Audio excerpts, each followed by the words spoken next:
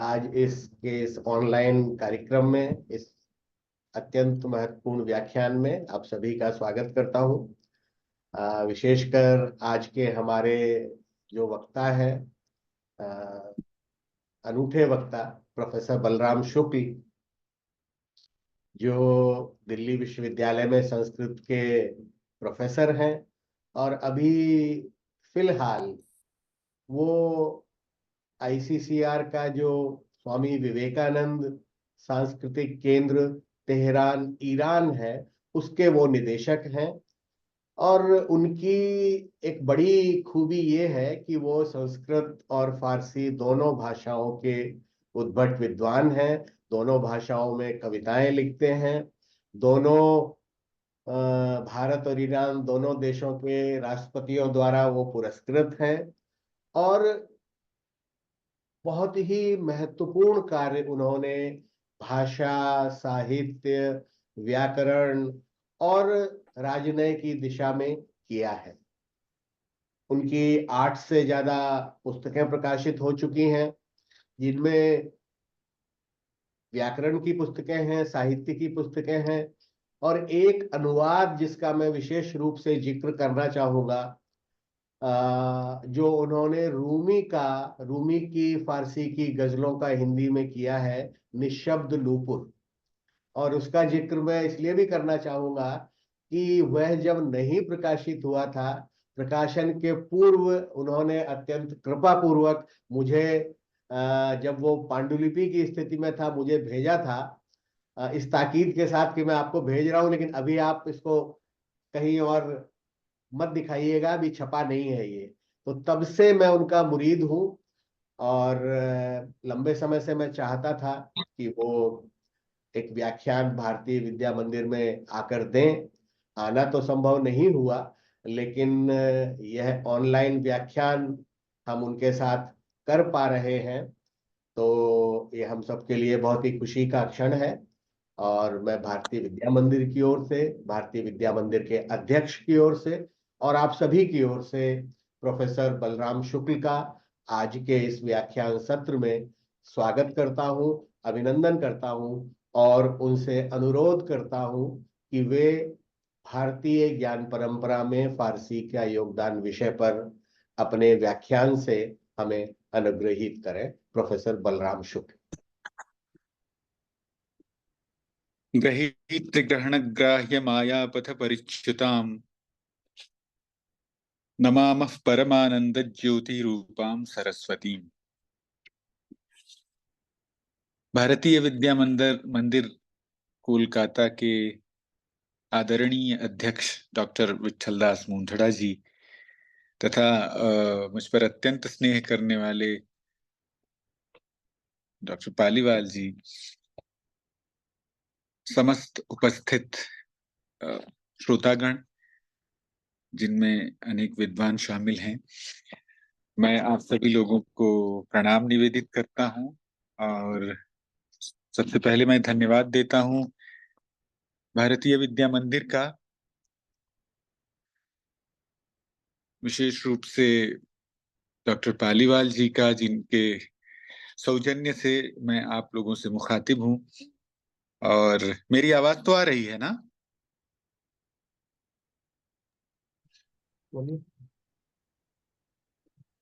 हाँ, आवाज में कोई बाधा नहीं है ना? नहीं, कोई बात नहीं। हाँ, ठीक है। तो ईश्वर से मैं प्रार्थना करता हूँ कि आगे भी कोई बाधा न रहे, कि ईरान में ये बहुत संभव है। मेरे पास कितना समय है सर? मैं क्योंकि अन्यत्र कहीं इसका उल्लेख नहीं है, 45 से 1 तो घंटे का। मैं उसी हिसाब से अपने को सीमित रख। 1 घंटा आपके पास हाँ, है। बहुत अच्छा जी। जी जी जी, धन्यवाद। तो मेरा विषय जैसे कि प्रसारित किया गया, भारतीय ज्ञान परंपरा में फारसी का योगदान।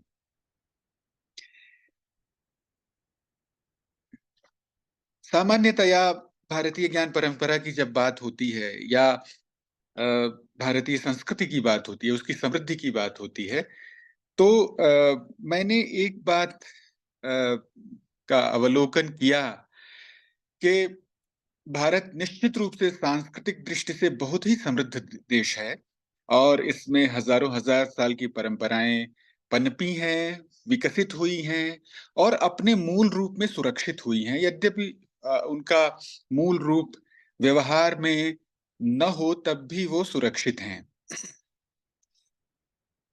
लेकिन भारत के सांस्कृतिक होने का तात्पर्य, भारत के सांस्कृतिक रूप से समृद्ध होने का तात्पर्य अनिवार्य रूप से यह नहीं है कि हम भारतवासी भी, भारत के जन भी उतने ही सांस्कृतिक रूप से समृद्ध हों जितना कि भारत देश अपनी परिपूर्णता में। ये बात थोड़ी सी सूक्ष्म है और समझ लेनी चाहिए। ये बात वैसी ही है जैसे कि हम कहें कि भारत एक बहुत ही धनी देश है, समृद्ध देश है जिसमें असमृद्ध लोग और गरीब लोग निवास करते हैं। भारत की जो सांस्कृतिक समृद्धि है उसको पूरी तरह से, उसकी विडंबना ये है कि उसको पूरी तरह से समझ पाना और उसको पूरी तरह से स्वीकार कर पाना एक कठिन कार्य है, एक दुष्कर कार्य है, स्वाभाविक रूप से दुष्कर कार्य है। और कुछ मनुष्य सुलभ कठिनाइयों के कारण भी ये कठिन हो जाता है, कार्य मुश्किल हो जाता है कि हम भारत को उसकी सभी प्रकार की सांस्कृतिक समृद्धियों के साथ एक परिपूर्णता में समझ पाएं और स्वीकार कर पाएं। क्योंकि हम समझ नहीं पाते हैं इसलिए हम उसको स्वीकार नहीं कर पाते हैं। हम समझ नहीं पाते हैं उसके दो कारण हैं। एक तो स्वाभाविक रूप से हमारी सीमाएं हैं। एक व्यक्ति जो है वो सामवेद के गान की जो सहस्त्र प्रकार की परंपराएं हैं उसको भी समझ पाए और देवबंदी और बरेलवी के मध्य जो सूक्ष्म भेद हैं, व्याख्यात्मक भेद हैं, जो कि भारत में ही विकसित हुए हैं और भारत की ही परंपरा के अंग हैं, उसको भी एक साथ समझे, फारसी को भी एक साथ समझे, प्राकृतों को भी एक साथ समझे, साथ ही जो हमारे औपनिवेशिक दाय हैं वो नेगेटिव हों या पॉजिटिव हों उनको भी ठीक ठीक समझे। ये बहुत ही कठिन कार्य है, दुष्कर कार्य है, तो इसलिए ये हमारी सीमा भी है। साथ ही हमारे साथ एक कुछ ऐसे पूर्वग्रह भी होते हैं जिसके कारण हम उनको नहीं समझ पाते। कुछ लोगों के अनुसार भारत का प्राचीन ही बहुत ही समृद्ध था, स्वर्णिम था, बहुत अच्छा था। इसमें कोई संदेह नहीं कि वो बहुत ही उच्च कोटि का उत्कृष्ट था, लेकिन वे उसकी समृद्धि, उसकी सांस्कृतिक और ऐतिहासिक समृद्धि को मध्यकाल के साथ ही रोक देना चाहते हैं। कुछ लोग मध्यकाल से ही शुरू करना चाहते हैं, कहते हैं कि उसके साथ ही भारत में सब कुछ अच्छी चीजें आई। और सबसे विडंबना तो ये है कि अब जो नई पीढ़ी है वे अधिकतर लोग उसमें जो पाश्चात्य सभ्यता में रचे बसे लोग हैं वो ये समझते हैं कि जो मध्यकाल और प्राचीन काल है वो सब पिछड़ेपन का काल था और उसमें सब कुछ भारत की एकता, यहाँ तक कि भारत की भारतीयता भी अंग्रेजों की दी हुई है। उसकी भौगोलिक एकता, उसकी राजनैतिक एकता, उसकी इवन सांस्कृतिक एकता भी वो आधुनिक काल में ही आई। तो भारत को खंडों खंडों में समझना आ, हम इसकी भूल करते हैं एक तरह से और वो अधिकतर पूर्वाग्रहों के कारण होता है, कई कई बार हमारी सीमाओं के कारण होता है। इसके तो हम देखते हैं कि भारत में सांस्कृतिक समृद्धि तो है लेकिन वो पॉकेट्स में है, वो अलग अलग जन समूहों में है। कई बार तो वह इतना कठिन होता है कि एक जनसमूह दूसरे जनसमूह के बारे में ठीक ठीक जानकारी भी नहीं रख पाते हैं। तो लेकिन भारत जो है वो परिपूर्णता का नाम है, उसको परिपूर्णता में समझना, अगर न समझें तब भी सहानुभूति रखना कि इस तरह की चीज हो सकती है। अब जैसे, अब मैं उदाहरण दूं कि आधुनिक साहित्य के लोग ये नहीं समझ पाते कि संस्कृत भाषा, उदाहरण के लिए, चूंकि मैं संस्कृत से संबद्ध हूँ, संस्कृत में बहुत उच्च कोटि की रचनाएं अभी भी हो सकती हैं, जैसे कि 2000 सालों से हो रही हैं, जबकि संस्कृत भाषा बोलचाल की भाषा नहीं थी। तो संस्कृत भाषा, भाषा के अतिरिक्त एक पराभाषा, एक भाषा के ऊपर भी एक चीज होती है जो पराभाषा भाषा है, जो एक मेटा लैंग्वेज है, उसके रूप में भारत के कोने कोने में उसकी समृद्ध सांस्कृतिक जो परिवेश है वो व्याप्त है, और उसमें रचनाएं भी हो रही हैं। एक उदाहरण के लिए मैंने कहा, तो एक व्यक्ति जो है, एक सांस्कृतिक वे लोग भी अपनी सांस्कृतिक पॉकेट्स में बहुत ही समृद्ध हैं, इसमें ऐसा नहीं है कि वो समृद्धि नहीं है, वहां भी समृद्धि है। तो इसी तरह से फारसी का एक बहुत महत्वपूर्ण इतिहास रहा है हमारे मध्यकालीन भारतीय सांस्कृतिक संवेदनाओं को समृद्ध करने के लिए, और उसके बिना भारत जो है वो उसकी सांस्कृतिक समृद्धि को पूरी तरह से समझा नहीं जा सकता है। तो आज जो हमारे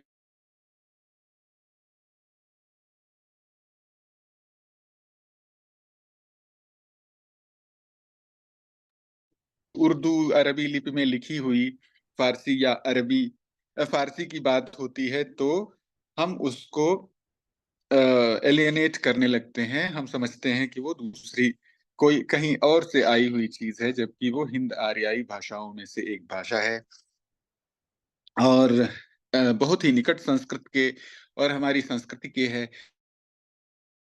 और बहुत महत्वपूर्ण चीज ये है कि भारत में जो फारसी का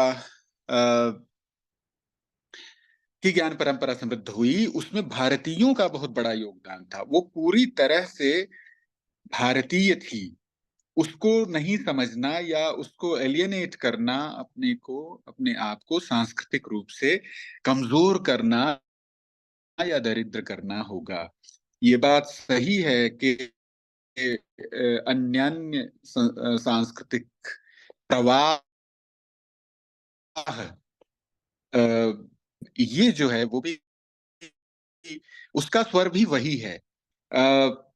तो हम सबसे पहले भारतीय ज्ञान परंपरा की बात करेंगे संक्षेप में। भारतीय ज्ञान परंपरा, जो भारत है वो हजारों सालों से ज्ञान पर आधारित समाज रहा है, ज्ञान को सबसे ऊपर रखा है उन्होंने। मनु का कहना है कि योनु चानस सनो महान, हम लोगों के बीच में जो सबसे ज्यादा जानकार है वही महान है। नतेन वृद्धो भवति ये नास्य पलितम शिरः, बाल सफेद हो जाने से कोई विद्वान नहीं हो जाता। ऋषयश्चक्रे धर्मम, ऋषियों ने ये धर्म की मर्यादा बनाई है कि यो नूचानस सनो महान, नह यानी हमारे बीच में, यह अनुचानह, यो जो जो ज्ञान विज्ञान का धारण करने वाला है वही महान है। तो हमारा सोशल स्ट्रेटिफिकेशन भी इसी आधार पर हुआ था कि वो धन के आधार पर नहीं, शक्ति के आधार पर नहीं, अपितु ज्ञान के आधार पर, ज्ञान को उच्चता दी गई थी।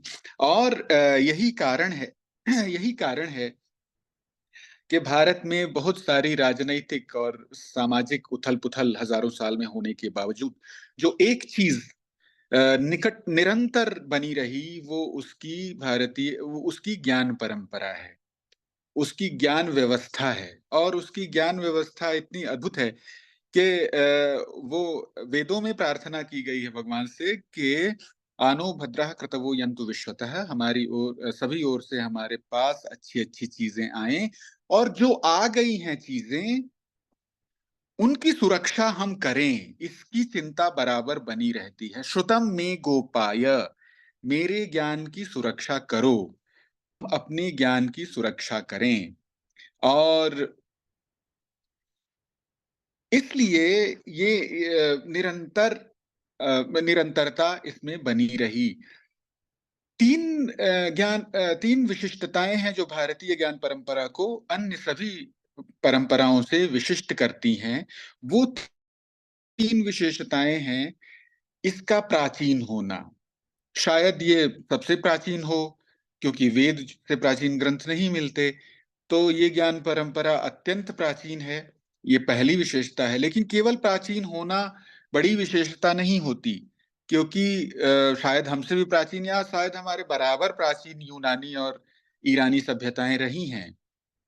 तो दूसरी विशेषता जो उसको सबसे अलग कर देती है वो है उसकी निरंतरता, उसका तसलसल, उसका निरंतर प्रवाहमान रहना। जैसे ईरान एक बड़ी ज्ञान परंपरा का वाहक रहा, यूनान भी रहा है, लेकिन ईरान में जो 200 साल के यूनानियों और अरबों के आक्रमणों के की रिक्तियां रही हैं, उस समय आप अनुमान से ही काम चला पाते हैं कि क्या हुआ होगा उस समय भाषा और साहित्य और ज्ञान की परंपरा के साथ। लेकिन भारत में ऐसा नहीं होता। भारत में यद्यपि बहुत आक्रमण हुए, और चूंकि भारत शस्य श्यामला भूमि रही है और उस पे हमेशा खानाबदोशों के आक्रमण होते रहे हैं, लेकिन भारत ने अपनी ज्ञान परंपरा को बचाए रखा। और तीसरी जो विशेषता है वो उसका बहुत ही समृद्ध होना। तो आप भाषा और साहित्य की दृष्टि से हर युग में इतनी रचनाएं हुई हैं प्राचीन काल से कि आप भाषा के प्रत्येक प्रत्येक प्रत्येक मरहले को, पर प्रत्येक स्तर को देख सकते हैं। आप ऋग्वेद से लेकर के आधुनिक संस्कृत साहित्य, आधुनिक भाषाओं तक अगर आप देखें, तो एक शब्द को अगर उठा लें तो उसमें किस तरह से परिवर्तन हो रहे हैं, आपको डाटा कलेक्शन में बहुत सुविधा होती है। और यही कारण है कि संस्कृत भाषा और भारतीय भाषाओं का ज्ञान जो है वो भाषा विज्ञान नामक नए अनुशासन को पैदा कर सका। तो खैर, ये भारतीय ज्ञान परंपरा की विशेषता थी। लेकिन ये हमें समझना चाहिए कि प्राचीन भारतीय ज्ञान परंपरा अपने आप में तो समृद्ध है ही, लेकिन उसकी समृद्धि का एक बहुत बड़ा कारण है कि उसने विविध स्रोतों से बहुत सारी चीजें ली हैं। वे स्रोत विदेशी और देशी सभी प्रकार के रहे। और ज्ञान परंपरा जो है वो एक, उसकी उपमा एक बहुत बड़ी नदी के साथ दी जा सकती है, और दी भी गई है। हमारे यहाँ जो ज्ञान की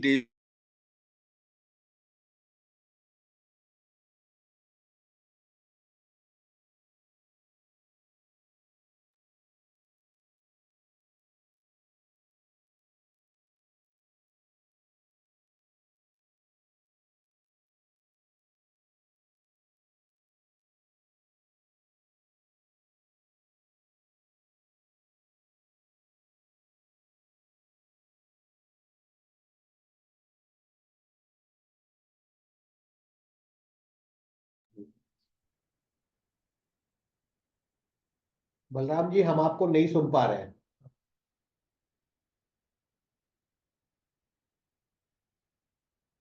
बीच में थोड़ा कट गया था शायद। जी आ, जी। हाँ तो हाँ, सौभाग्य से फिर से लग गया। तो मैं ये बता रहा था कि ज्ञान परंपरा का रूपक सरस्वती है, और सरस्वती नदी भी है, देवी भी है, ज्ञान भी है।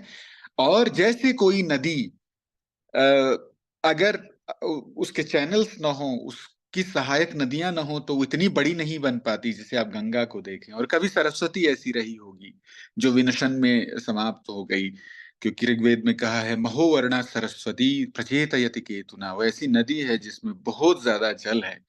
और वो भारतीय ज्ञान परंपरा की सरस्वती विविध प्रकार की सहायक नदियों से मिलकर के बनी। बहुत सारे प्रवाह उसमें विद्यमान हैं। तो छोटे बड़े मिलकर के बने, और उसके गिनाने का अवसर नहीं है, लेकिन एक ज्ञान की व्यवस्था, एक नॉलेज सिस्टम जिसने भारतीय ज्ञान परंपरा को, भारतीय ज्ञान सरस्वती के प्रवाह को बहुत ज्यादा बल दिया, वो अ, फारसी भाषा और साहित्य है। तो फारसी और भाषा भाषा और साहित्य जो है वो दो स्तरों पर उसने भारत के आप उसको इस्लाम के पूर्व देख सकते हैं और इस्लाम के बाद देख सकते हैं। और क्यों ऐसा है कि फारसी में जो विद्यमान ज्ञान परंपरा है उसने भारतीय ज्ञान परंपरा को इतना प्रभावित किया? कारण ये है कि ये दोनों जातियां, जो भारतीय और ईरानियों की प्रजातियां हैं, वो अत्यंत प्राचीन काल से ही उसमें सांस्कृतिक संबंध बहुत अधिक थे, बहुत घने थे, और इतने घने कि आप उसको सीमाओं में, सरहदों में, कौम में, मजहब में या भूगोल में नहीं बांट सकते। तो यद्यपि अभी भी अगर हम ईरान में देखें तो ईरानियों के हृदय में भारत के प्रति एक अद्भुत और स्वाभाविक जो आकर्षण होता है, वो इस बात की गवाही देता है कि हम कितने निकट रहे हैं। और एक एक नृतत्व शास्त्रीय निकटता तो है ही, एथनिसिटी तो नजदीक है ही, दोनों मुख्य रूप से आर्य परिवार के की प्रजातियां हैं। तो इतनी अधिक निकटता रही है कि राजनैतिक और धार्मिक परिवर्तनों के बावजूद भारत और ईरान के लोग जो हैं, उनके संबंध कभी भी समाप्त नहीं हुए हैं। तो हर दौर में, इतिहास के हर स्तर पर जो उन दोनों का सांस्कृतिक संबंध है, वो बहुत सारे आयामों में विकसित हुआ है। और कारण ये है कि उनके कभी समाप्त नहीं होने का कारण ये है कि भारत के दूसरे देशों के साथ जो संबंध हैं, वो या तो अर्थ पर संबंध है, आर्थिक संबंध है, या राजनीतिक संबंध है, या सैनिक और सामरिक संबंध हैं। लेकिन भारत का ईरान के साथ जो संबंध है, वो कुछ अलग तरह का ही संबंध है। वो अ, जिसको खून का रिश्ता कहते हैं, जो निकटता है और पारस्परिक सम्मान और पारस्परिक समझ पर विकसित हुई है। इसलिए धर्म के और राजनीति के परिवर्तन होने के साथ उसमें परिवर्तन नहीं होता है। और यही कारण है कि दोनों देशों ने ज्ञान की समृद्धि में, ज्ञान के उत्पादन में एक दूसरे की सहायता की है। तो इस्लाम के पहले अगर हम देखें तो भारत और भारतीय और ईरानी संभवतः एक कौम थे, एक प्रजाति थे। और जब विभिन्न कारणों से वो अलग हुए, तो सबसे पहले जो राजनैतिक संबंध हमारे बीच में इतिहास में दिखाई पड़ता है, वो हखामनशियों के काल में होता है, जो अख्मीनियन कहते हैं। और हखामनशी जो है, फारसी में आप जानते हैं कि सौ जो है वो ह हो जाता है। एक्चुअली वो राज परिवार था, जो उसका नाम, वो राजा का जो सिलसिला था, वो सखा सखा मनीषा उसका नाम था। मतलब मित्र की दृष्टि रखने वाले, जो कि वेदों में कहा गया है, मित्रस्य चक्षुषा सर्वाणि भूतानि समीक्षामहे, सभी लोगों को मित्र की आंखों से देखें। तो उनका उनका नाम ही, उनके वंश का नाम ही हखामनशी था, जो अंग्रेजी में अखमीनियन हो गया। तो उन्होंने सिंध तक कब्जा भी किया था, और सिकंदर का जब आक्रमण हुआ तो सिंध एक तरह से उनके हाथ से छूट करके भारत के पास आया। उसके बाद अशकानियों का, सेल्यूकस के नेतृत्व में सलूकियों का राज्य हुआ, फिर अशकानियों का राज्य हुआ। और उसके बाद जब सासानियों का समय आया, उनके कालखंड में भारत और ईरान का जो संबंध है, वो फिर से राजनीतिक के साथ सांस्कृतिक संबंध बरकरार हुआ। और उसके बाद हमारी साहित्यिक और ज्ञान परंपरा की पारस्परिक दादो से अदला बदली का कार्यक्रम शुरू हुआ। और ऐसा हम समझते हैं कि सबसे पहली रचना पंचतंत्र थी, जिसको सासानी सम्राट के समय लाया गया था। लेकिन ऐसा नहीं है। जो शापूर अव्वल था, उसके समय ये कार्य शुरू हो गया था। और मैं आगे इस विषय में चर्चा से पहले ही भारतीय ज्ञान विज्ञान की सामग्री पहलवी में प्रसारित और अनूदित हो चुकी थी। और वो बाद में जो खलीफा थे, अब्बासी खलीफाओं के समय बरमखियों के माध्यम से अरब जगत की और अरबी भाषा की समृद्धि का भी कारण बना। उन्होंने फारसी से बहुत सारे अनुवाद किए और वे फारसी या पहलवी में अनुदित सामग्री संस्कृत या भारतीय भाषाओं से अनुदित सामग्री थी, जो कि पंचतंत्र से भी पहले की बात है। तो फारसी भाषा और साहित्य ने किस तरह से प्रभावित किया, तो इस पर हम दृष्टि डालते हैं तो हम दो तरीके पाते हैं, दो प्रकार पाते हैं कि फारसी भाषा की का योगदान क्या रहा है भारतीय ज्ञान परंपरा की समृद्धि में। तो वे दो चीजें हैं। एक तो ये कि भारतीय ज्ञान परंपरा के प्रचार और प्रसार में ईरानियों का और फारसी भाषा का क्या योगदान है। तो एक तो इंतशार दानिश, ज्ञान का प्रसार, और दूसरी चीज जब हम बाद में देखते हैं तो स्वयं ज्ञान का उत्पादन फारसी भाषा में भारत में होने लगा। तो हम अपनी पूरी चर्चा को इन्हीं दो बड़े शीर्षकों के अंतर्गत रखेंगे कि किस तरह से ईरान, ईरानी और फारसी भाषा, जब मैं फारसी कह रहा हूं तो उसमें फारसी का प्राचीन रूप या मध्यकालीन रूप जो पहलवी है वो भी शामिल है। तो किस तरह से फारसी भाषा भारतीय ज्ञान परंपरा की समृद्धि में, भारतीय जो ज्ञान संपदा है उसकी उसके प्रसार में कारण बनी। तो पहला तरीका है प्रसार और दूसरा तरीका है उत्पादन। तो हम देखें कि सबसे पहले हम प्रसार, फारसी के माध्यम से भारतीय ज्ञान संपदा का किस तरह से प्रसार हुआ उसको हम देखते हैं। अबू रेहान बीरूनी के बारे में आप में से किसी ने लिखा है, तो उन्होंने वस्तुतः बहुत सारा काम किया, लेकिन एक समस्या ये थी कि उनकी सारी रचना जो है वो अरबी में है, फारसी में नहीं है। तो तहकीक मालिल हिंद, जिसको हम किताब हिंद कहते हैं, वो उनका ग्रंथ, उसका नाम और भी बहुत बड़ा है, लेकिन उसका नाम जो संक्षेप में हम कहते हैं तहकीक मालिल हिंद, यानी वह चीज जो कि मालिल हिंद, यानी जो कुछ भी भारत में है उसकी तहकीक। और उन्होंने पातंजलि योग सूत्र का और दर्शनों का अनुवाद और उसका खुलासा जो है वो अपने इस पुस्तक में दिया है जरूर, लेकिन वो फारसी में नहीं था। यद्यपि अबू रेहान बीरूनी स्वयं भी ईरानी थे और अ, वो फारसी में कर सकते थे, लेकिन उस समय, जिस समय वो आए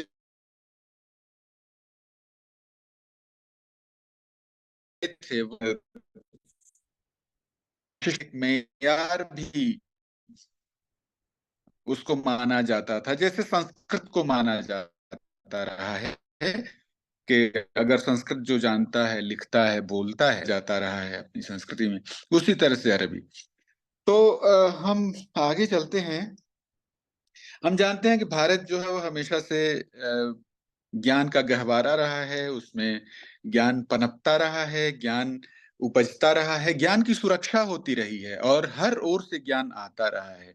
हजारी प्रसाद द्विवेदी जी की एक बहुत महत्वपूर्ण पंक्ति है भारत के बारे में कि भारत में एक बार जो दाखिल हो जाता है, चाहे ज्ञान हो, चाहे एथनिसिटी हो, चाहे कोई जाति हो, चाहे विदेशी जाति हो, वो भारत से बाहर नहीं जाता। यानी भारत उन सबकी सुरक्षा करता है, भारत उनको नष्ट नहीं करता है। तो भारत एक तरह से उन, जैसे हम बीजों के लिए, के संग्रह के लिए एक कोठार रखता है किसान, वैसे अगर भगवान किसान है तो भारत जो है वो सभी प्रकार की सांस्कृतिक बीजों की सुरक्षा के लिए एक कोठार की तरह है, कि कोष्ठागार की तरह है, एक भांडागार की तरह है, जो जिसमें सारी चीजें रहती हैं और समय आने पर पनप जाती हैं, समय आने पर उनका विकास भी हो जाता है। अब जैसे देखिए, जो बौद्ध धर्म है वो पूरी तरह से नष्ट, मतलब उसका प्रसार तो नष्ट हो गया, लेकिन उसके बीज सुरक्षित रहे। और हम देखते हैं कि नव बौद्धवादी आंदोलनों में वो किस तरह से प्रचलित हो रहा है, अभी ये हमारे सामने की घटना है। तो भारत उन बीजों की सुरक्षा करता है, लेकिन और भारतीयों ने ईश्वर से प्रार्थना भी की थी, आनो भद्रः कर्तव्यो यन्तु विश्वतः, और भगवान ने इस प्रार्थना को स्वीकार भी किया था। भारत ज्ञान की दृष्टि से बहुत समृद्ध हुआ, लेकिन एक चीज जो है वो हमारे में कमी जरूर थी, और वो है ज्ञान का प्रसार। ज्ञान का सार्वत्रिक प्रसार हमने उस तरह से नहीं किया, उतने बड़े पैमाने पर नहीं किया जितने बड़े पैमाने पे हमने ज्ञान का उत्पादन किया। और ये कार्य संभवतः सबसे पहले फारसी जबान के लोगों के द्वारा किया गया। तो ये हमारे प्रति उनका सबसे बड़ा अम, उपकार है, जिसे हमें मानना चाहिए।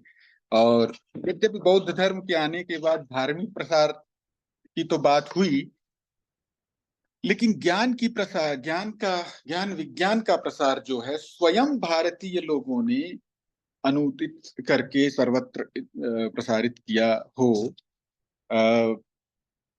बौद्ध परंपरा के अतिरिक्त, वो हमें दिखाई कम पड़ता है। तो फारसी भाषा जो है, या प्राचीन फारसी, पहलवी, मध्यकालीन फारसी जिसको पहलवी कहते हैं, वो एक दरवाजे की तरह हमेशा उसने काम किया, ताकि भारत का ज्ञान सर्वत्र प्रसारित हो सके। और हम जानते हैं कि पंचतंत्र एक बहुत बड़ा उदाहरण है। सिर्र अकबर जो उपनिषदों का अनुवाद है, तो पंचतंत्र जो है, आप देखें कि ईसा की शुरुआती शताब्दियों में, और सिर्र अकबर एक बहुत बड़ा, ये दोनों बहुत बड़े सरहद, दोनों बहुत बड़ी सीमाएं खींचते हैं। और इसके बीच में ईरानियों के द्वारा किया गया भारतीय ज्ञान समृद्धि का अनुवाद फारसी में, वहां से शुरू होकर के यहाँ तक एक बहुत बड़ी परंपरा आती है। तो ये पंचतंत्र जो है वो एक ऐसी पुस्तक है जो कि जिसको इसको पूरे विश्व में प्रसारित करने का श्रेय ईरानियों को मिलता है, क्योंकि हम जानते हैं कि अनुशीरवान जो सम्राट था सासानी, उसके दरबार में जो उसके उसके मंत्री थे, और उस मंत्री ने बुर्जुए तबीब के माध्यम से, जो एक वैद्य था बुर्जुए नाम का, उसके माध्यम से वो उन्होंने पंचतंत्र को मंगवाया। और पंचतंत्र का पहलवी में अनुवाद हुआ, पहलवी के बाद सीरियाई भाषाओं में अनुवाद हुआ, जिसके बारे में उसकी विश्व यात्रा के बारे में आपने निश्चित रूप से पढ़ा होगा, और बहुत रोचक यात्रा है। और उसके बाद इब्न मुकफ्फा ने जब उसको अरबी में अनुवाद किया, ये इब्न मुकफ्फा ने अरबी में अनुवाद तो किया, लेकिन वो स्वयं ईरानी था। और उसके बाद नसरुल्लाह मुंशी ने फिर से फारसी में उसको आधुनिक फारसी में अनुवाद किया। उसके पहले जो फारसी भाषा के पहले, आधुनिक फारसी भाषा के सबसे पहले कवि माने जाते हैं, रुदकी, उन्होंने उसका पद्यानुवाद किया था। शाहनामे में भी ये कहानी मिलती है। अच्छा, ये हम पंचतंत्र को जो देखते हैं अपने यहाँ बाल कथा के रूप में, या नीति के शिक्षण के लिए बाल कथाओं के रूप में मिलती है, लेकिन ईरान में उसका महत्व इतना अधिक हो गया है कि वो एक बहुत महत्वपूर्ण राजनैतिक ग्रंथ माना जाता है। और उसका उपयोग और उसका महत्व इतना अधिक था कि कहते हैं कि पंचतंत्र को हम कलीलह व दिमनह के नाम से जानते हैं अरबी और फारसी जगत में। कम से कम 9 लोगों की हत्या इसलिए की गई थी, राजनीतिक हत्याएं इसलिए की गई थी, ये डॉक्यूमेंटेड है, कि वे कलीलह व दिमनह पढ़ रहे थे। राजाओं को ये खदशा था, उनको आशंका थी कि कलीलह व दिमनह पढ़ने वाला राजाओं के राजनीतिक कुचक्रों से, षड्यंत्रों से ठीक ठीक वाकिफ हो जाएगा, और उसका प्रतिकार करने में समर्थ हो जाएगा। वो नहीं चाहते थे, और इस पुस्तक को बचा के रखा जाता था। तो इतना महत्वपूर्ण, अभी ईरान में हम लोगों के सांस्कृतिक केंद्र के सहयोग से और कई और संस्थाओं के सहयोग से एक बहुत बड़ा अंतर्राष्ट्रीय सेमिनार का आयोजन हुआ, जिसमें बड़ी महत्वपूर्ण पत्र पढ़े गए थे। तो इसमें ये बात आई थी। अच्छा, ये जो पंचतंत्र की कहानी है, जो पूरी किताब है, उसमें 5 अध्याय हैं, हम जानते हैं। उन्होंने इसको 15 अध्याय कर दिया है, और एक अध्याय जो शुरू किया है, जोड़ा है, वो शुरू का अध्याय बहुत ही रोचक अध्याय है। किस तरह से वो ग्रंथ लाया गया भारत से ईरान। तो वो बुर्जुए तबीब, जो कि जुंदीशापुर यूनिवर्सिटी जो अहवाज में है, अहवाज इराक के नजदीक है, और शाहपुर अव्वल ने उस प्रांत को बसाया था, उस शहर को बसाया था जिसका नाम जुंदीशापुर किया। और जुंदीशापुर में बहुत बड़ी यूनिवर्सिटी थी 2000 साल पहले, जिस तरह से हमारे यहाँ तक्षशिला इत्यादि, और वो मेडिकल यूनिवर्सिटी थी। भारत के बहुत सारे सैकड़ों शिक्षक वहां हुआ करते थे। तो ये जो मेडिकल साइंस का अध्येता, ग्रेजुएट वहां का था, वो उसको शाह ने, ईरान के जो का अनुशेरवा था, वो उसने भेजा, क्योंकि ईरान में एक प्रसिद्धि थी कि भारत में एक ऐसा पेड़ है जिसका फल खाने वाला न तो कभी मरता है और न कभी बूढ़ा होता है। गुफ्त दानाई बराए दास्तान, हस्त पस दरख्ती हस्त दर हिंदुस्तान। एक पेड़ है, और उस पेड़ की खोज में हो जाता है, और बाद में उसको पता चलता है कि ये ज्ञान का पेड़ है, और उस ज्ञान के पुस्तक के प्रतिनिधि के रूप में पंचतंत्र को चुनता है। और भी बहुत सारी चीजें, बहुत विवरण है कि किस तरह से, तो इतनी सख्तियां सह करके वो किसी तरह से ला करके पहलवी में अनुदित करता है, और वह पहलवी का अनुवाद पूरे विश्व में पंचतंत्र की यात्रा का कारण बनता है। और हम जानते हैं कि जहां भी पशु कथाएं विद्यमान हैं, कहीं ना कहीं वो पंचतंत्र से विकसित हैं। तो आप देखते हैं, शाहनामे में भी ये कहानी है, मौलाना रूमी की मसनवी में भी ये कहानी है, रुदकी में भी ये कहानी है, कि किस तरह से पंचतंत्र को लाया जा रहा है। तो एक भारत के प्रति एक फैसिनेशन जो है, भारत के प्रति एक अत्यंत आकर्षण का भाव सर्वत्र उसके साहित्य में विद्यमान है। और वो उसके फारसी में भी बहुत सारे तर्जुमे, दूसरे दूसरे तर्जुमे हुए। भारत में इस पंचतंत्र के जितने महत्वपूर्ण वेरिएंट्स हैं, जितने महत्वपूर्ण पाठ हैं, उन पाठों का फारसी में होता है। और जब हम आगे आते हैं, तो जब मध्यकाल आता है, तो मध्यकाल में जब शासन सल्तनत काल हो या मुगल काल हो, तो अनुवादों की बाढ़ आ जाती है, और उन अनुवादों के माध्यम से, फारसी अनुवादों के माध्यम से वो अरबी में पहुंचती है, अरबी के माध्यम से फिर अन्यत्र अन्यान्य देशों में, पाश्चात्य देशों में जाती है। विशेष रूप से जब हम सिर्र अकबर देखते हैं, तो सिर्र अकबर का किस तरह से डुपेरों द्वारा अनुवाद किया गया, फिर पाश्चात्य देश के दार्शनिकों ने जब उसको पढ़ा, तो उनको पता चला कि भारत सिर्फ सांप नचाने वालों का देश नहीं है, उसमें बड़ी उच्च आध्यात्मिक चिंतन भी विद्यमान है, जो उपनिषदों के माध्यम से। तो ये सीधे संस्कृत के माध्यम से नहीं गया, ये फारसी के माध्यम से गया। तो फारसी की एक बहुत बड़ी एक बहुत बड़ा योगदान भारतीय ज्ञान परंपरा के प्रसार में है। तो पंचतंत्र से भी पहले, जैसे मैंने बताया कि पंचतंत्र से पहले शाहपुर अव्वल, जो 3री शताब्दी का सासानी राजा था, उसके जमाने में बहुत सारे ग्रंथ अनुदित हुए थे। और अभी एक बहुत महत्वपूर्ण विद्वान ने एक किताब लिखी है, फतहुल्ला मुज्तबाई ने, नहवे हिंदी व नहवे अरबी। उसमें वो कहते हैं कि जो भारतीय जो बहुत सारे प्रमाणों के द्वारा इसे वे सिद्ध करते हैं कि जो अरबी के ग्रामर लिखे गए थे, अरबी के व्याकरण ईरानियों ने लिखे, और वे सारे संस्कृत व्याकरण के आधार पर लिखे गए। क्योंकि संस्कृत व्याकरण पहले ही शापूर अव्वल के जमाने में पंचतंत्र से पहले ही अनुदित हो चुका था। यद्यपि वो संभवतः पाणिनि की अष्टाध्यायी नहीं थी, अपितु बौद्धों में प्रचलित कातंत्र व्याकरण था। और कातंत्र व्याकरण हम जानते हैं बंगाल के क्षेत्र में, जहां हमारा भारतीय विद्या मंदिर कार्यरत है, उस क्षेत्र में भी पाणिनि की अष्टाध्यायी प्रचलित नहीं थी, कातंत्र व्याकरण प्रचलित था। यहाँ तक कि हमारे क्षेत्रों में, यानी गोरखपुर वगैरह का क्षेत्र, तो हमारे पिताजी वगैरह बताते हैं कि उनके बचपन में कोई अष्टाध्यायी नहीं पढ़ता था, कातंत्र व्याकरण पढ़ता था। तो उसकी तो परंपरा अब अष्टाध्यायी पर ही ग्रहण लगा है, तो कातंत्र क्या भी साथ है। तो कातंत्र जो है उसके माध्यम से ये चीजें पहुंची थी।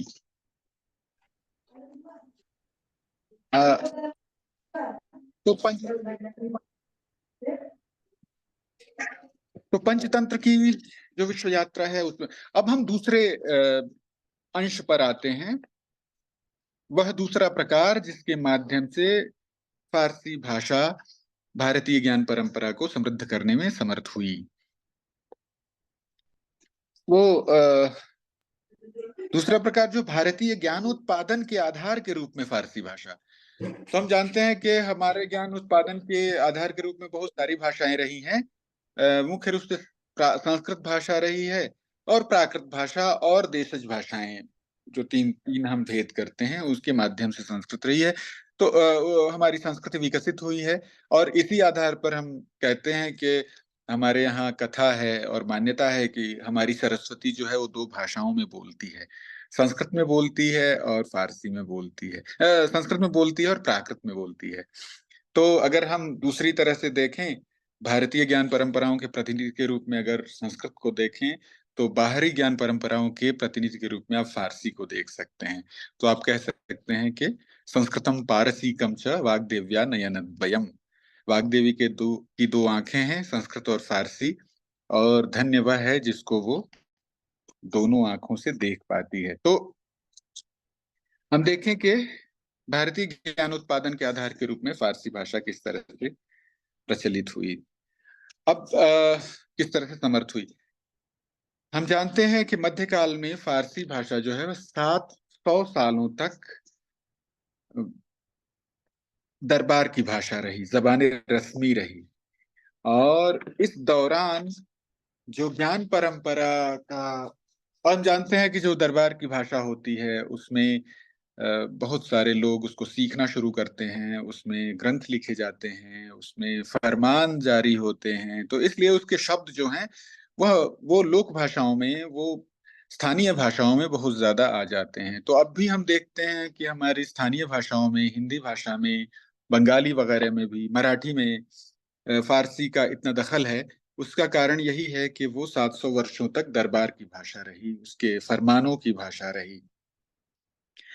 तो भारत में फारसी की परंपरा इतनी गाढ़ी हो गई थी कि आपको आश्चर्य होगा कि ईरानी विद्वानों ने भी ये बार बार लिखा है कि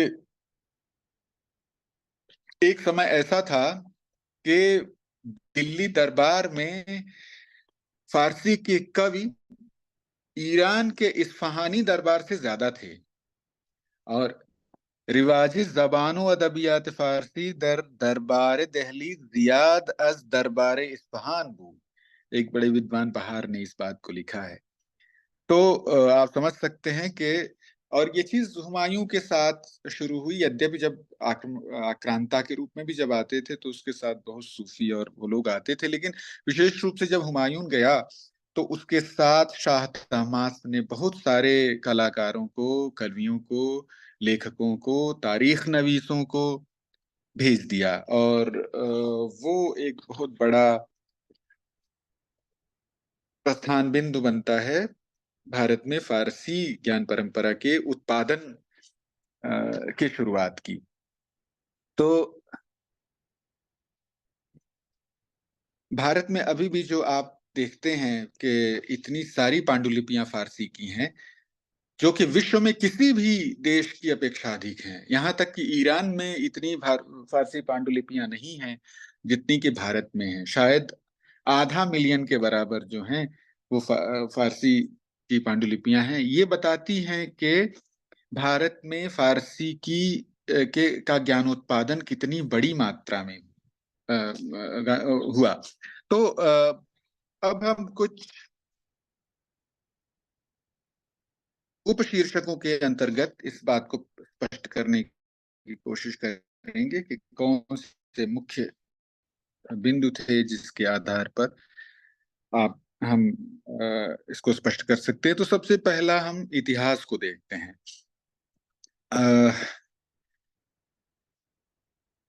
जब इतिहास की बात होती है तो जितने इतिहासकार हैं वो एक स्वर से ये बात कहते हैं कि मुस्लिम इतिहासकारों के आने से पहले भारत में इतिहास लेखन की परंपरा नहीं थी।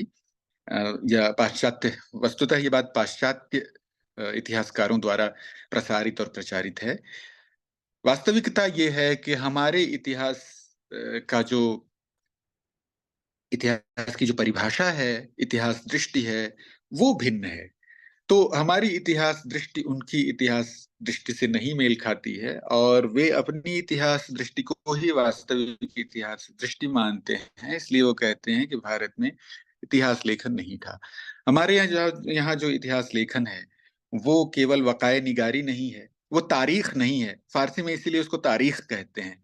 तारीख का मतलब बिल्कुल सारी चीजें, सारे डेट सही होने चाहिए। तो हम उसको काल में बांध देना चाहिए ताकि सब कुछ सुरक्षित और सुनिश्चित हो सके। लेकिन भारत में इतिहास का लेखन इस तरह से है कि वह उसको काल और स्थान, जमान और मकान दोनों से मुक्त करता है। और इतिहास की परिभाषा ही यही है, धर्मार्थ काम मोक्षाणाम उपदेश समन्वितम।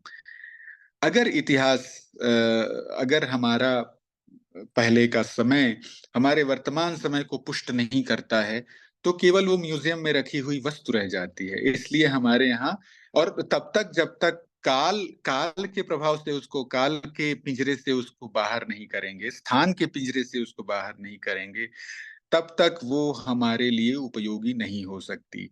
तो मैं ये नहीं कहता कि हमारी इतिहास दृष्टि बहुत बढ़िया है, उनकी ठीक नहीं है। यद्यपि वो ज्यादा गालिब है, ज्यादा हावी है हम लोगों पर, लेकिन हमें ये देखना चाहिए कि उसका उपयोग किस इतिहास दृष्टि का उपयोग ज्यादा है। कौन सी इतिहास दृष्टि हमारे वर्तमान के जीवन को सुविधापूर्ण, सुखमय और ठीक ठीक चलाने में ज्यादा सहयोगी हो सकती है। तो मुझे लगता है कि अगर हमारा इतिहास हमारे साथ जिंदगी का जीवन बिताए तो वो स्वयं भी जीवित रह सकता है और हमें भी जीवन दे सकता है। तो हमारी इतिहास दृष्टि ये रही है। तो खैर, ये अवान्तर बात हो गई, लेकिन ये इतनी ज्यादा प्रचारित बात है कि हमारे यहाँ इतिहास नहीं था कि इसको बार बार कहना जरूरी है। तो सबसे पहले हम देखते हैं कि जब आक्रमणकारी आए तो वहां वकाये निगारी यानी रोजनामचा लेखन जो है वो बहुत ज्यादा प्रचलित था और इसलिए बहुत सारे इतिहासकार वहां से आए। और लेकिन बाद में स्थानीय इतिहासकार भी पैदा हुए और उन्होंने बहुत उच्च कोटि की रचनाएं भी की। उसमें सबसे पहले अफगानी, और उसके बाद जब हम देखते हैं कि अमीर खुसरो एक बहुत बड़े, उसके बाद हम देखते हैं कि हिंदुओं ने भी बहुत सारी रचनाएं की। और वो उसको हिंदुओं की जो फारसी रचनाएं हैं, जिसे आप देखें, फारसी इतिहास की रचनाएं, चंद्रभान ब्राह्मण हैं, हरकरण हैं, बनवाली दास हैं, भगवंत दास हैं, जिनका शाहजहां नामा है, बनवाली दास का राजावली, हरकरण का इंशाए हरकरण, चंद्रभान ब्राह्मण का चहार चमन, आप बिंद्रावन का लुब्बुत तवारीख हिंद, ईश्वरी प्रसाद का फुतूहात आलमगीरी, सुजान राय का खुलासतुत तवारीख आप देखते हैं। और इसको कहा जाता है कि हिंदुओं ने जो तारीख लिखी है वो मुहिम तरीन सरचश्मे इत्तलाआत तारीखी दरबार तैमूरियान बुजुर्ग महसूब शवंद, यानी वो सबसे महत्वपूर्ण स्रोत दरबार तैमूरी को समझने के लिए, दरबार मतलब मुगलों के दरबार को समझने के लिए सबसे महत्वपूर्ण स्रोत माना जाता है। तो आप देखते हैं कि यद्यपि तारीख नवीसी बाहर से आए हुए मुवर्रिखों यानी इतिहासकारों के द्वारा शुरू की गई, लेकिन जल्दी ही स्थानीय इतिहासकार भी पैदा हुए, स्थानीय शैलियां प्रचलित हो गईं। और हमारे यहाँ पद्य में भी इतिहास लिखे गए, जो कि ईरान में बहुत ही कम था। जो शाहनामा यद्यपि है बहुत महत्वपूर्ण ग्रंथ, लेकिन वो पूरी तरह से इतिहास नहीं है। और तारीख अमूमी भी लिखे गए, जन सामान्य के इतिहास, तारीख खुसूसी भी लिखे गए, एक व्यक्ति पर आधारित इतिहास, जैसे तारीख फिरोजशाही, तारीख अलाई अलाउद्दीन की तारीख है, और तारीख उमूमी जैसे तबकात नासिरी, तारीख मुबारक शाही। बहुत ही साहित्यिक रचनाएं भी हैं इतिहास के ग्रंथ हमारे। तो तारीख निगारी जो की गई है, तो इतिहास की बहुत बड़ी सामग्री हमारे पास है। भारतीय इतिहास को पूरी तरह से नहीं समझा जा सकता, केवल संस्कृत, प्राकृत और जो हमारे पुरातत्वीय सामग्री हैं, केवल उसके माध्यम से भारत के इतिहास को पूरी तरह से नहीं समझा जा सकता। अगर इन तारीख के ग्रंथों को नजरअंदाज कर दिया जाए, और यही कारण है कि फारसी भाषा हमारे लिए बहुत महत्वपूर्ण है, और इसी नाते उसको भारतीय संसद ने 2020 में क्लासिकल भाषाओं की पंक्ति में स्थान दिया है। संस्कृत, प्राकृत, तमिल इत्यादि के साथ उसका स्थान दिया है। तो हम देखते हैं कि ये बहुत लंबी चौड़ी लिस्ट है कि कितने सारे ग्रंथ लिखे गए। सबसे पहला ग्रंथ जो फारसी में लिखा गया, ताजुल माआसिर, सदरुद्दीन हसन निजामी का, और आप सल्तनत सल्तनत काल से लेकर के तैमूरियों के काल तक के काल में बहुत लंबी चौड़ी लिस्ट है। निजामुद्दीन का तबकाते अकबरी, अब्दुल कादिर बदायूनी का मुंतखब तवारीख, तारीख फरिश्ता, ये सारे जमाने तैमूरी में हैं। और सल्तनत के जमाने में बहुत सारे हैं जिसको गिनाने में भी बहुत समय लगेगा, मैं इसको छोड़ रहा हूँ। आगे हम देखते हैं कि और इसमें इतिहासकारों में हिंदू इतिहासकार भी बहुत ज्यादा रहे हैं, यहाँ तक कि फारसी में एक पूरा ग्रंथ ही है, फारसी में नहीं है, वो उर्दू में है, जो पाकिस्तान से छपा है, फारसी अदब में हिंदुओं का हिस्सा। हिंदू बात इसलिए की जा रही है कि वो पूरी तरह से उनकी स्थानीयता में, उनकी भारतीयता में कोई संदेह नहीं है, क्योंकि मुस्लिम इतिहासकारों में बहुत सारे या तो बाहर से भी आए थे और बाहर की नस्लों के साथ अपना संबंध भी बनाते, लेकिन बहुत सारे मुस्लिम इतिहासकार यहीं से थे, जैसे अमीर खुसरो जो है, तारीख अलाई और बहुत सारे तारीखी ग्रंथों को लिखने वाले, वो यहीं के थे। और बाद में तो सभी लोग भारतीय मूल के ही थे अधिकतर। यद्यपि बीच बीच में बहुत सारे जैसे सफवियों का जब काल आया, वहां शिया धर्म जब थियोक्रेटिक स्टेट बन गया, अभी भी ईरान थियोक्रेटिक स्टेट ही है, शिया मजहब है वहां।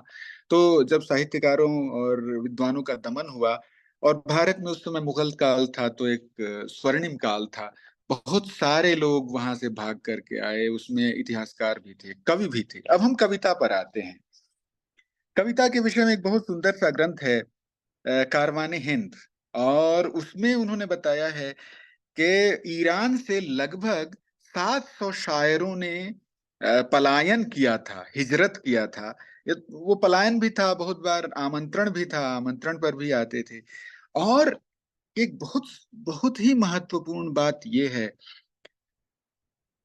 कि फारसी कविता का एक बहुत बहुत ही अद्भुत संप्रदाय भारत में विकसित हुआ है, जिसको सबके हिंदी कहते हैं।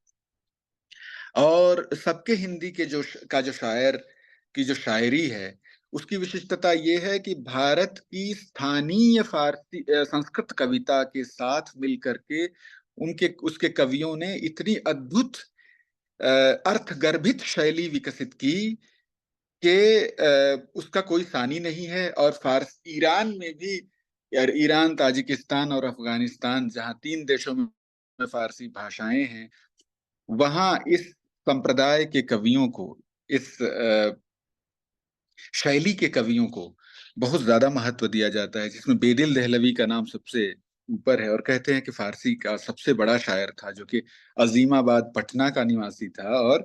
अ, वो दिल्ली चले गए थे। दिल्ली जाने के बाद उन्होंने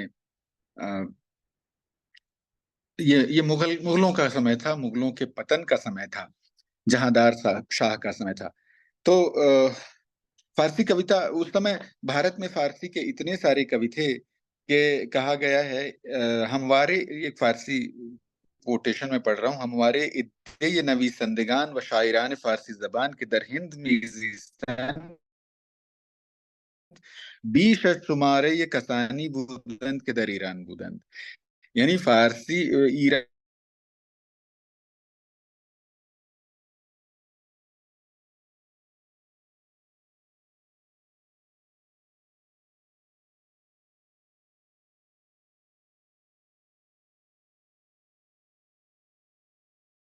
की आवाज चली गई बलराम जी।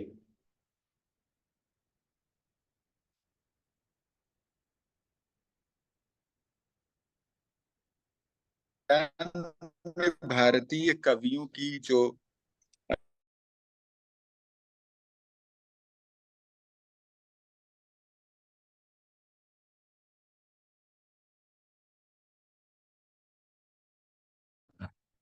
ठीक है, मैं मेरी आवाज फिर से आ रही होगी, शायद कट के फिर से जुड़ा है, और मैं इसको जल्दी ही समाप्त करूंगा, क्योंकि मेरी आवाज आ रही है ना? हाँ, अभी आ रही है। जी। आ रही है आपकी। तो जी जी जी। तो एक बहुत बड़े कवि और आलोचक बहार नाम के हुए हैं।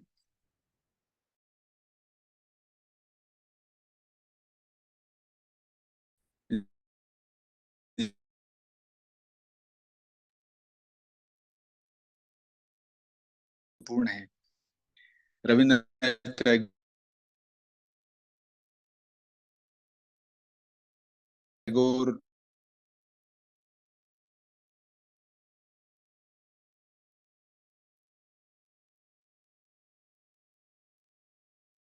तो दीजिए, ऑडियो ऑन कर दीजिए।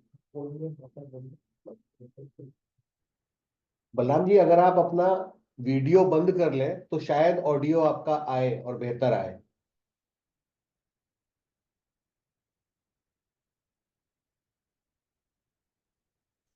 तो बहार का कहना है कि दरबार तैमूरियान हिंद मशहून अज नवीसंदगान व गोयंदगान फारसी जबान बूदो, मखसूसन दर दौरे हुमायूं अकबर जहांगीर शाहजहां औरंगजेब, अगलब शुमारे गोयंदगान सुरयंदगान फारसी जबान दर इन दरबार, बीशतर वगाही चंद बराबर शुमारे ईशान दर ईरान बूद। वही बात, उसी आशय की चर्चा वो कर रहे हैं कि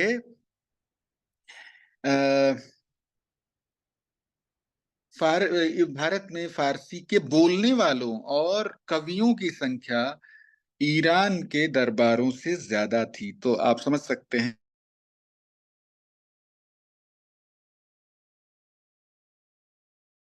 कि भारत में कितनी महत्वपूर्ण कोटि के और जितने उच्च कोटि के कवि और लेखक थे, क्योंकि ईरान में उस समय सुन्नी था, लेकिन किसी कारणों से जो सफवी थे उन्होंने शिया धर्म का, मजहब का प्रसार प्रचार करना शुरू किया, और वो उस्मानी जो तुर्की थे, उन तुर्कों से लोहा लेने के लिए देश को एक किसी सूत्र में पिरोना चाह रहे थे, और वो सूत्र उनको शिया मजहब लगा, इसलिए शिया मजहब का उन्होंने बहुत ज्यादा प्रचार प्रसार किया यहाँ।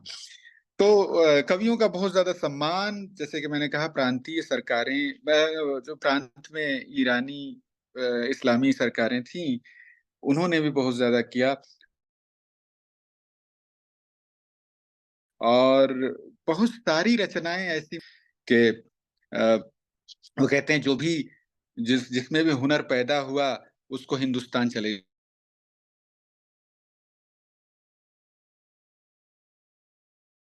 जाना चाहिए।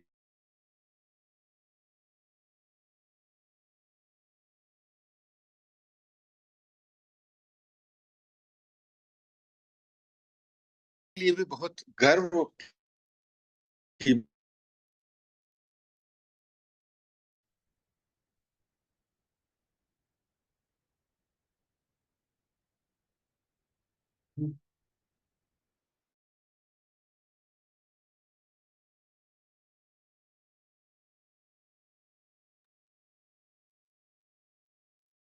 बलराम जी, अगर आपका कनेक्शन स्लो हो तो आप वीडियो बंद कर लीजिए।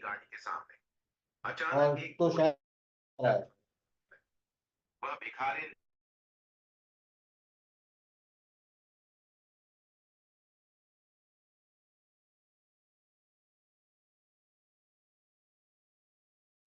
तो फारसी भाषा ने हमारी लौकिक हमारे भारत की अन्य अन्य भाषाओं को भी बहुत ज्यादा समृद्ध किया। जैसे उर्दू को ही अगर आप देख लें, उर्दू का जितना भी छंदो विधान है, जितनी भी शीरीनी है उसकी, जितना भी बिंब है, जितना भी कवि समय है, गुलो बुलबुल है, शम्मा परवाना है, वो वो सारी चीजें फारसी से ली गई हैं। और जो उसकी मधुरता और मिठास की चर्चा होती है, जो उसका जादू सर चढ़ के बोलता है, वो शायद फारसी से ही अधिकतर लिया गया है।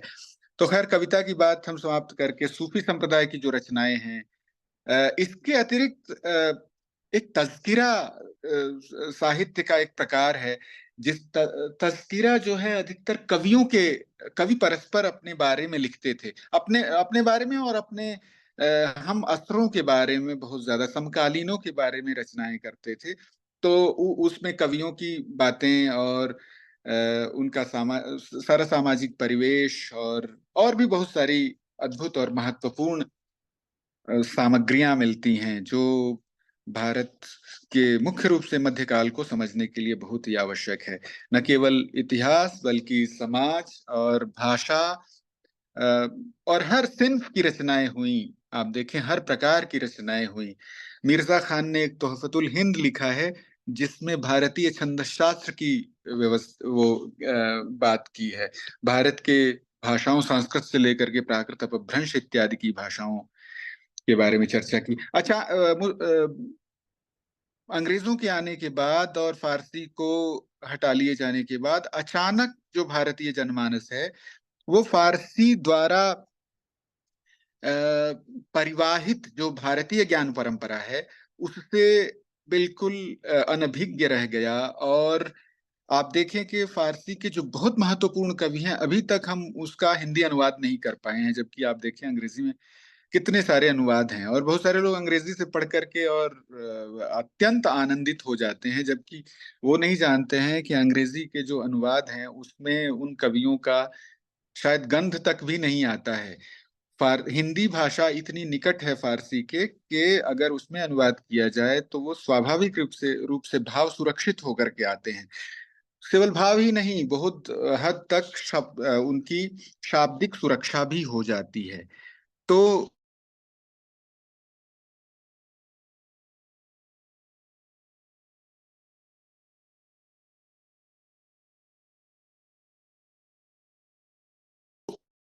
अ,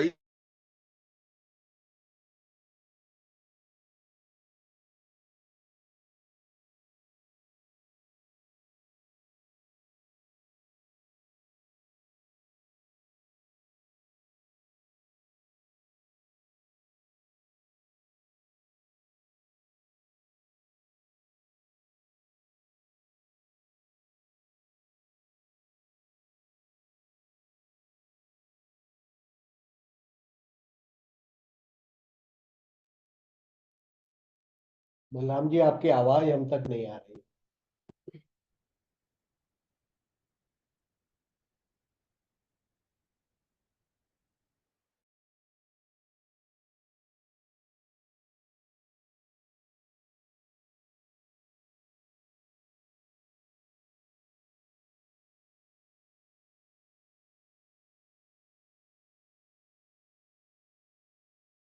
अगर दोबारा या थोड़ी देर में नहीं तो फिर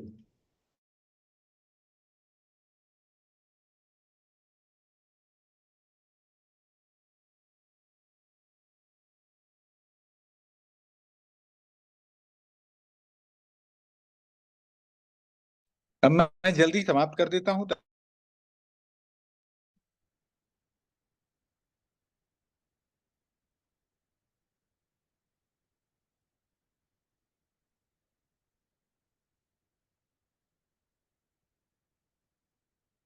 सबसे पहली सूफिस्टिक रचना आपको मिलती है, वो भारत में मिलती है।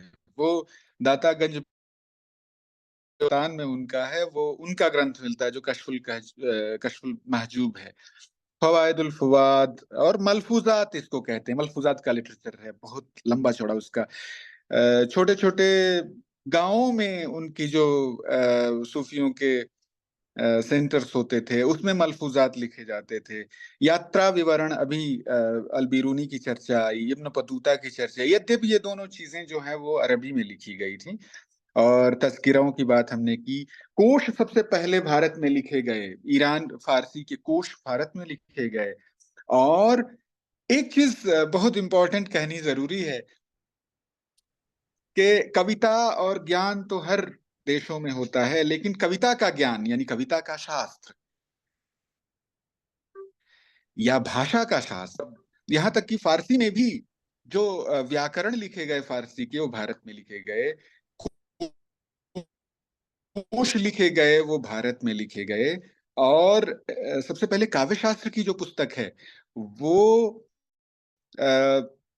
मुस्मिर, जो मीर के मामा थे, खान आरजू, उनकी रचना है। अली नवाब खान आरजू की रचना मुस्मिर सबसे पहले, और बाद में आजाद बेलगिरामी वगैरह ने भी लिखा फारसी काव्य की। उसके अतिरिक्त संगीत की चीजें और ये केवल अनुवाद की बातें नहीं थी, ये ऐसे अनुवाद की, इसमें तफसीरें भी थी, इसमें व्याख्याएं भी थी।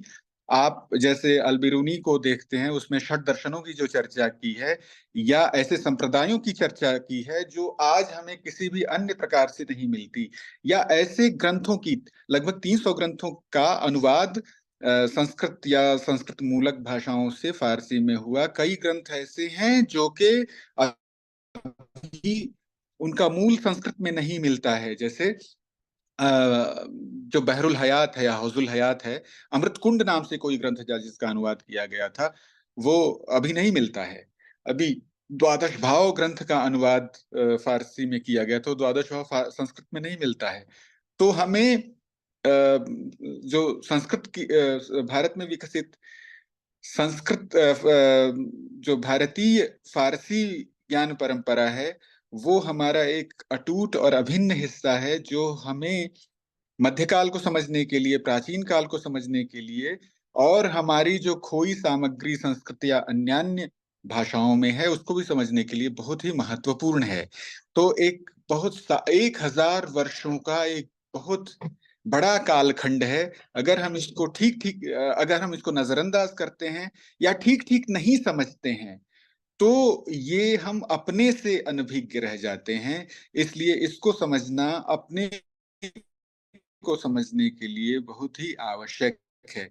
और जब हम किसी चीज का ही विचित्र सा नियम है, अरबी में एक कहावत है, अन्नासु आदाउ मा जुहिलु, आदमी जिसको नहीं जानता है उसको उससे दुश्मनी करने लगता है। वो आसान तरीका ये होता है। एक उदाहरण के लिए, अगर हम संस्कृत को नहीं जानते हैं जब, तो कहते हैं कि संस्कृत तो सब पोगा पंडितों की बातें हैं, और इसमें तो सब पुरानी, और इसमें सब ऐसी बातें लिखी हैं जो समाज को पृथक करने। इसी तरह से फारसी के बारे में, इसी तरह से कुछ लोग अंग्रेजी से आनीत जो ज्ञान परंपरा है इसके बारे में रखते होंगे। ये वस्तुतः अनभिज्ञता को छिपाने का एक बहुत विचित्र तरह का और बहुत घटिया तरह का बहाना होता है कि किसी भी भाषा में विकसित ज्ञान परंपरा को नीचा दिखाया जाए या उसको छोटा किया जाए।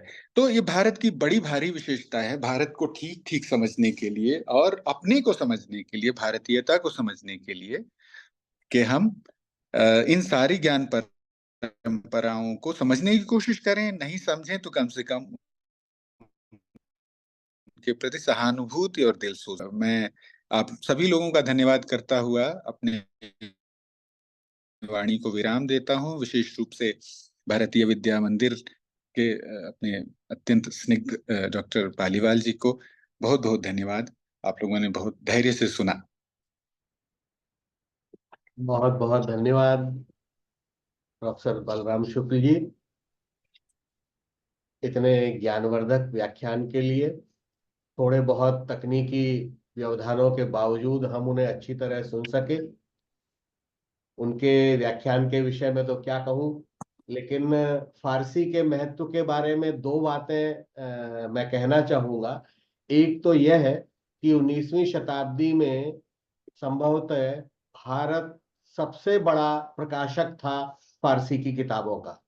कहीं पढ़ा था मैंने कि लखनऊ की मुंशी नवल किशोर प्रेस जो है वो दुनिया में सबसे बड़ा फारसी ग्रंथों का प्रकाशक था। और 1888 में जब शाह ईरान भारत आए थे तो उन्होंने दो लोगों से मिलने की बात कही थी कि एक वो भारत के वायसराय से मिलना चाहते थे और दूसरा मुंशी नवल किशोर से मिलना चाहते थे, जो कि फारसी ग्रंथों के सबसे बड़े प्रकाशक थे। तो भारत संस्कृत का ही नहीं, फारसी का भी घर रहा है। और ये दोनों परंपराएं ऐसी हैं जिन्होंने साहित्यिक और सांस्कृतिक आदान प्रदान को बहुत ही मजबूती प्रदान की। आपने बेदिल का नाम लिया। बेदिल जिनके बारे में गालिब का एक शेर है, तर्जे बेदिल में रेख्ता कहना, असदुल्ला खां कयामत है। यानी गालिब जो है वो इतने हाई एस्टीम में रखते थे बेदिल को। और संभवतः बेदिल जो है, यहाँ रेख्ता से गालिब का आशय Indian school of Persian poetry से है। और बेदिल उस समय शायद इतने बड़े कवि रहे होंगे कि गालिब उनसे मुतासिर हुए होंगे। आपको इस व्याख्यान के लिए भारतीय विद्या मंदिर की ओर से मैं बहुत बहुत आभार व्यक्त करता हूं। और अब मैं भारतीय विद्या मंदिर के अध्यक्ष डॉक्टर विठल दास जी मुंदड़ा से अनुरोध करूंगा उनके अध्यक्षीय वक्तव्य के लिए और धन्यवाद ज्ञापन के लिए। जी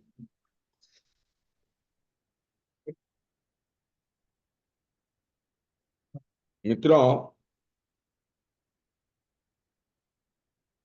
प्रोफेसर बलराम जी से एक बहुत ही ज्ञानवर्धक बातें सुनी।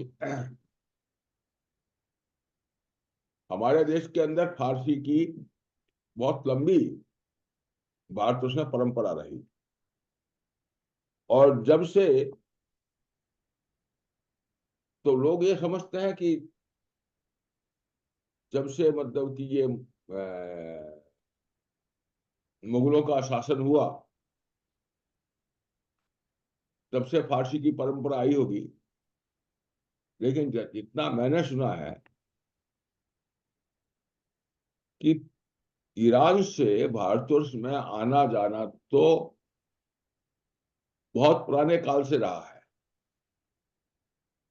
इस्लाम का उदय ही नहीं हुआ था, उसके पहले भी हमारा और ईरान का संबंध बहुत प्राचीन रहा है और ऐसा लगता है कि जैसे एक ही परिवार के दो भाई अलग अलग स्थानों पर जाकर के बस गए। और मेरे मन में भी बहुत सी जिज्ञासाएं रही है प्रोफेसर बलराम जी से, तो शुक्र से फिर सुनेंगे। क्योंकि राजाओं की जो परंपरा हमारे पुराणों में देखी जाती है, क्या ईरान के प्राचीन इतिहास में कुछ परंपराएं ऐसी मिलती हैं, उनके पुराण जैसे कोई ग्रंथ जरूर रहे होंगे, मुझे ज्ञात नहीं। इतना जरूर ज्ञात है कि पहले जो पारसी थे और उनकी जो भाषा थी और वेद की भाषा जो थी उसमें बहुत साम्य है। और मैंने कितनी दफे अवेस्ता का पाठ सुना है। तो वो जो परंपरा उस समय से हम अलग अलग कुछ यहाँ पर वैदिक वैदिक काल से लेकर के आगे तक हमारे यहाँ तो परंपरा हमको ज्ञात है, लेकिन ईरान के अंदर क्या परंपरा रही, वहां पर क्या साहित्य का विकास हुआ और साहित्य के अलावा अलग अलग विधाओं की पुस्तकें भी वहां पर रही होगी, इसके अंदर कोई मुझे तो संदेह नहीं है। और हमारा संबंध भी इतना प्राचीन रहा है। और बाद के दिनों में तो हमारे यहाँ पर हमारे अदालतों की मुगल दरबार की भाषा भी फारसी हो गई थी। और यहां तक संबंध रहा, मैं एक छोटा सा उदाहरण देता हूं। मैं सितार सीखता था, तो उस्ताद मुश्ताक अली खान साहब मुझे सितार सिखाते थे, और उन्होंने ही बताया था कि भाई मैं तुझे सुरबहार सिखाऊंगा। यह वाद्य सुरबहार जो है, यह ईरान से आया था, और उनके घर के अंदर संगीत की परंपरा वो ईरान से लेके आए थे, करीब 700 से 800 वर्ष पहले की। तो इस तरह से हमारी और ईरान की सांस्कृतिक रूप से बहुत सी बातें समानांतर चलती रही हैं, और एक तरह से ही हम लोग विकसित हुए हैं। तो निश्चित रूप से जानने की बहुत इच्छा रहती है, और प्रोफेसर बलराम शुक्ल जैसे विद्वान वही हमें बता सकते हैं। हम कभी फिर उनसे सुनना चाहेंगे कि फारस का, आज ईरान बोलते हैं, पहले तो फारस बोलते थे, तो फारस का जो प्राचीनतम इतिहास है उसकी क्या पुस्तकें उपलब्ध हैं, और उनको हमारे मतलब कि यहाँ के साहित्य से तुलनात्मक उसका अध्ययन हो तो बहुत आनंद आएगा। तो फिर कभी मौका पड़ेगा तो प्रोफेसर शुक्ल से फिर सुनेंगे। लेकिन आपकी बात सुनकर के आपका अबाध ज्ञान है, इसका लाभ हम लोग लेते रहे। आधुनिक फारसी और आधुनिक काल के अंदर फारसी के अंदर क्या लिखा जा रहा है, ये बात भी एक जानने योग्य है। तो फिर प्रोफेसर शुक्ल के साथ के अंदर हम फिर चर्चा करेंगे कभी। मैं पुनः प्रोफेसर बलराम शुक्ल को पुनः धन्यवाद देता हूं, आपने समय दे करके और हमारा इतना ज्ञानवर्धन किया।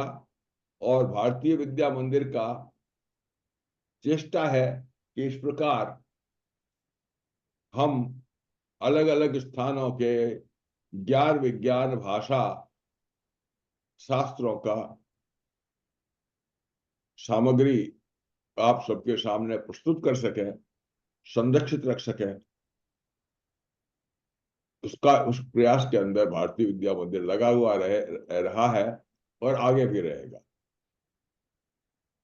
तो पुनः प्रोफेसर शुक्ल को पुनः धन्यवाद देता हूं, और आप सबको भी, और आग्रह करता हूं कि आगे भी हमारी जो यह फारसी जो हमारे संस्कृति का एक हिस्सा है, आगे भी हमारी जो सांस्कृतिक व्याख्यान माला है इसके अंदर आप पधार कर हमारा उत्साह वर्धन करते रहेंगे। धन्यवाद। बहुत धन्यवाद सर, धन्यवाद।